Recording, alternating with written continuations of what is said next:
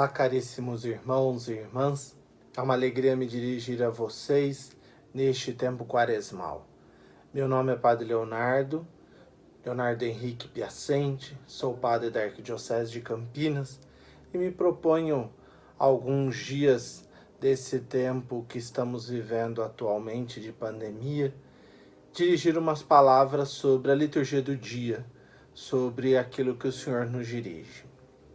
Estamos no quarto domingo do tempo quaresmal e somos convidados a continuar confiantes no Senhor, mesmo que não podemos nos reunir como comunidade de fé, nos reunimos como comunidade de fé, cada um na sua casa, na mesma sintonia e no mesmo amor.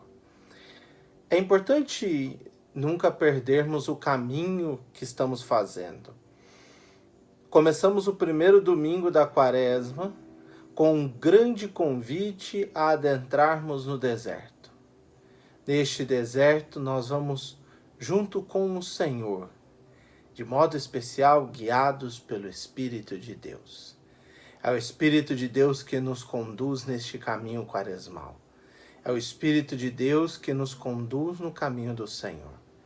E conduzidos nesse caminho, vamos ao encontro do Senhor nosso Deus com alegria e com esperança, firmes e decididos no seguimento, na opção que fizemos pelo Senhor, e firmes e decididos na palavra do Senhor. E é importante, nesse tempo de quarentena, nesse tempo de reclusão, nos dediquemos à leitura da palavra, a meditar, a nos aprofundar nessa palavra. Aí saímos do deserto e vamos com o Senhor ao monte. Lá no monte aparece a glória que nos espera. A transfiguração do Senhor mostra esse projeto de vida plena que Deus quer dar a cada um de nós. Mesmo que soframos as tentações, mesmo que enfrentemos as dificuldades, é preciso estarmos firmes, porque o que nos espera é essa salvação que vem de Deus. Domingo passado, nos lembramos de ouvir o texto da Samaritana. A mulher que à beira do poço vai buscar água que não lhe mata a sede, encontra a fonte de água viva, o Cristo. Levou um tempo para ela perceber, mas aos poucos ela foi abrindo o seu coração e o Cristo, nessa ação pedagógica de Deus, que caminha conosco, que caminha ao nosso lado, foi entrando na vida dessa mulher e mostrando quem é a verdadeira água viva e quem é o verdadeiro Senhor. Deus espera adoradores em espírito e verdade. Deus não espera pessoas que adorem cá ou adorem lá. Deus espera, sim, pessoas que coloquem a sua vida, coloquem-se inteiramente nesse amor a Deus, em voltar-se a Ele. Não se fixe achando que voltar-se para Deus é se desligar dos irmãos. Voltar-se para Deus é descobrir aquilo que nos dizia o Evangelho da Transfiguração. Ouvir a voz do Filho. O Pai nos pede, ouça a voz do meu Filho.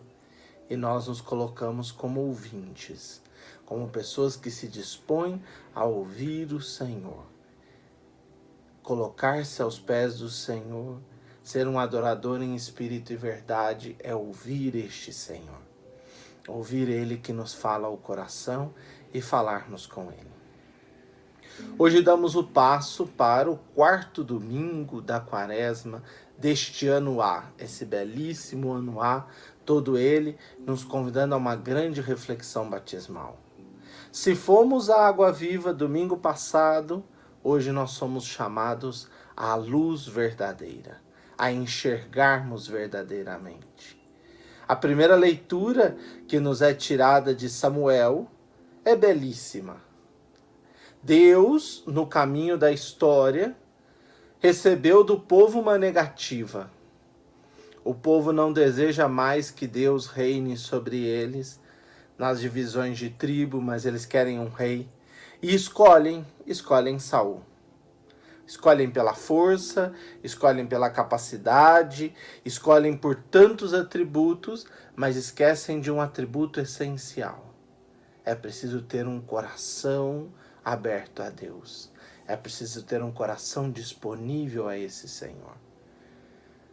Por isso, a liturgia de hoje nos traz o texto da unção de Davi. Quem Deus escolhe? Se o povo desistiu de Deus, Deus decide reassumir a história e colocar à frente do seu povo um rei que seja segundo o seu coração. Não é um homem forte e vigoroso, como é o caso de Eliabe, mas é um homem escolhido pelo Senhor. Aquele que não seria escolhido como rei, mas é Deus quem faz o seu caminho na vida de Davi. Um homem, não é um Deus. Davi é homem. Vai errar e vai cometer vários pecados, como nós sabemos. Mas essa escolha de Deus pousa sobre este filho a sua graça. E Davi não vai desistir disso. Davi continuará firme nesse processo. E Samuel, como é um homem atento à voz do Senhor, descobre aquele que o Senhor lhe escolheu. E unge a Davi. Unge a Davi para ser realmente aquele que será o rei que conduzirá com força e com decisão aqueles que o Senhor lhes deu e lhes confiou, o povo de Deus. Aí vamos ao Evangelho. Parece que o Evangelho não tem ligação nenhuma. O Evangelho foi tirado da carta de São João, do Evangelho de São João, me desculpe, capítulo 9, versículo de 1 a 41. Ou seja, é o texto da cura do cego de nascença. Só você pegar aí na sua Bíblia, Evangelho de João, capítulo 9, versículos de 1 a 41. Um grande texto, mas um texto belíssimo da teologia de São João. Algum caminho muito interessante vai surgir nesse texto dentro dessa quaresma. Qual é o caminho? O cego é cego não só porque pecou, como diziam os judeus. O defeito, a doença, a pobreza, o fato de ser excluído, isso não veio porque você pecou. Jesus vai mostrar um outro caminho. Porque aquele que tem o erro, esse erro pode ser um acerto. Aquele que tem uma deficiência, essa deficiência pode ser uma graça. Por isso que ele não é cego porque pecou, mas nele se manifesta a graça de Deus. Ou seja, precisamos aprender a sair da cegueira e descobrir aquele que realmente nos ilumina, aquele que realmente nos traz a vida. E Jesus vai fazer esse caminho com este cego. Primeiro faz saliva, faz barro com a saliva, coloca nos seus olhos, manda ele se lavar na piscina de Siloé. Siloé significa aquele que foi enviado. Ele ouve a voz de Jesus, mesmo sem saber. Ele talvez ouviu falar de Jesus aqui ou acolá como um milagreiro, mas ele vai e ele se lava. E ao se lavar, ele enxerga. Enxergando, começa aí o seu caminho de profissão de fé. O caminho de reconhecimento da graça de Deus na sua vida. Primeiro aos vizinhos, que eram aqueles que conviviam com ele, e não conseguem entender porque agora ele vê. E ficam lá inconformados, mas muito interessante, né? Como os vizinhos sabiam que ele era cego, os vizinhos conheciam porque ele era um mendigo, que ali sempre estava. Depois de saberem que foi um tal de Jesus, eles querem ver Jesus. Eles querem saber onde ele está, né? Aí mostram um sinal no texto, né? Aqueles mais simples são os que logo compreendem o sinal do reino de Deus. Entramos no caminho dos judeus. O homem é levado até os fariseus, e os fariseus não se conformam com aquilo que aconteceu. Primeiro o interrogam e não aceitam.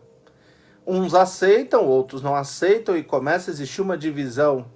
Não sei se nos lembramos, mas a palavra de Deus vai dizer que Jesus não veio trazer paz, ele veio trazer guerra, ele veio colocar o pai contra o filho, ele veio colocar o irmão contra o irmão, porque a verdade nem sempre ela é agradável e ela faz bem. Nem sempre nós estamos dispostos a compreender. Nem sempre queremos realmente ouvir.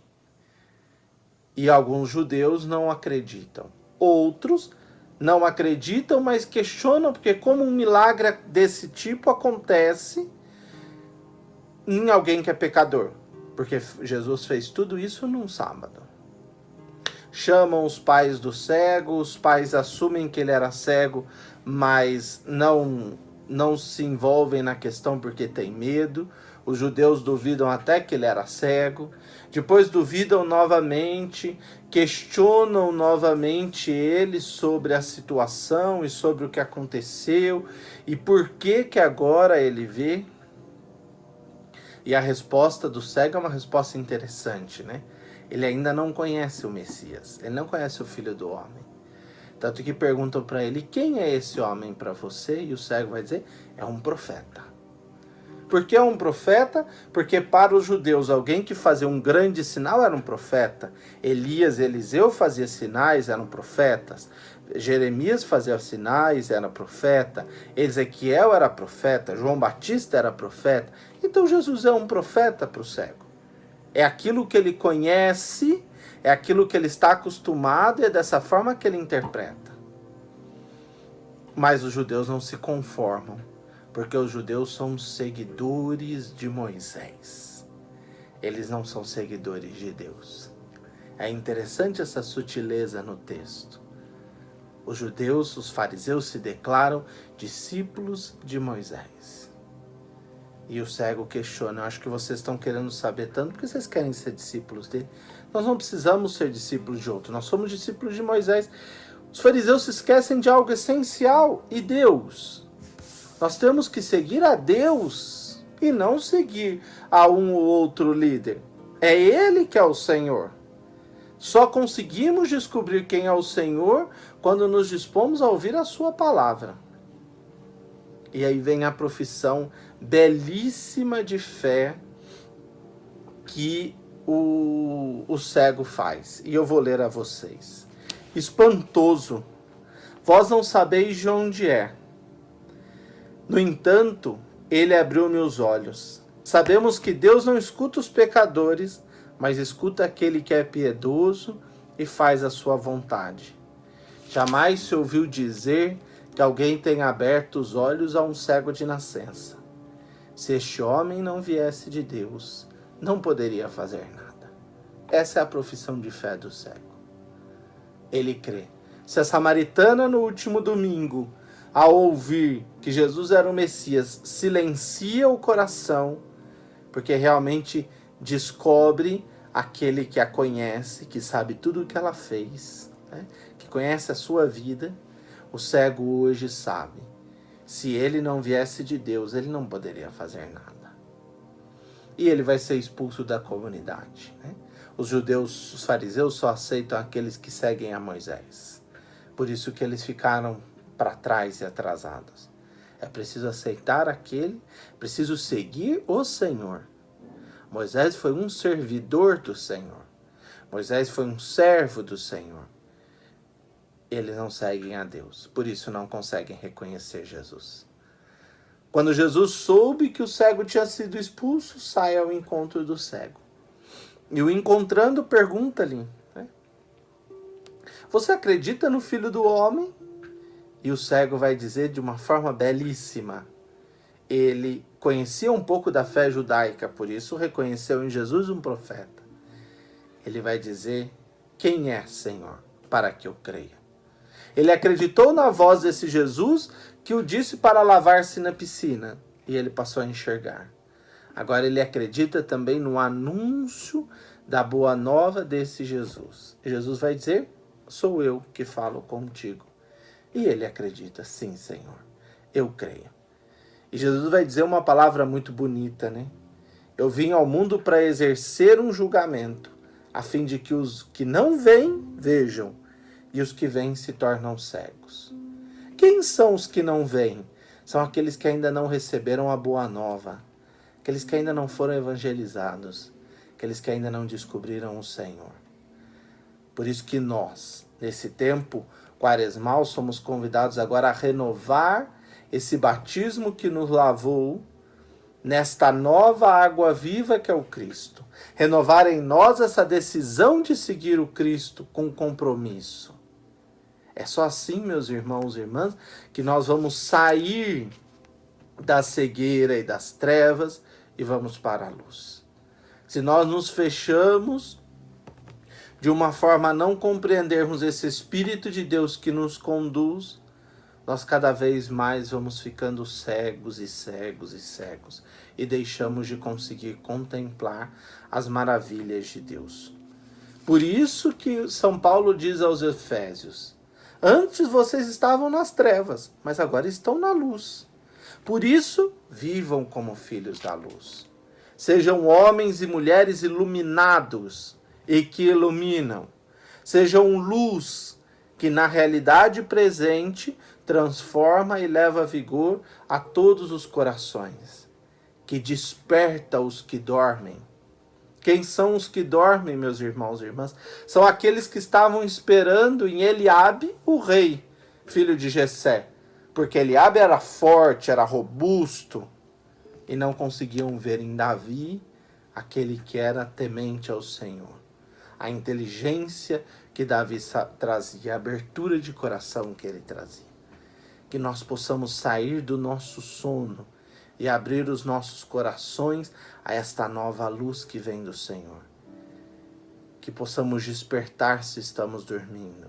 Que possamos levantar dentre os mortos e o Cristo resplandecerá sobre nós. Saindo da morte para a vida é o sinal de todo aquele que passou pelas águas batismais e agora está no caminho do Senhor, no seu seguimento. Não somos convidados a dormir. Não é porque estamos em isolamento que vamos ficar dormindo na fé. Precisamos acordar. O Senhor nos convida a uma atitude clara, atitude de homens e mulheres firmes e decididos. Nós precisamos caminhar. Temos esperança de que o Senhor está à nossa frente. Passamos por uma grande turbulência, mas o Senhor não nos abandona.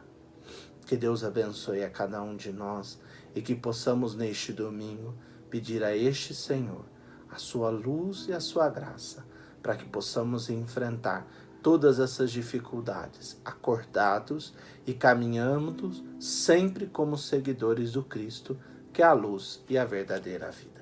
Fiquem com Deus e Deus abençoe a todos. Por isso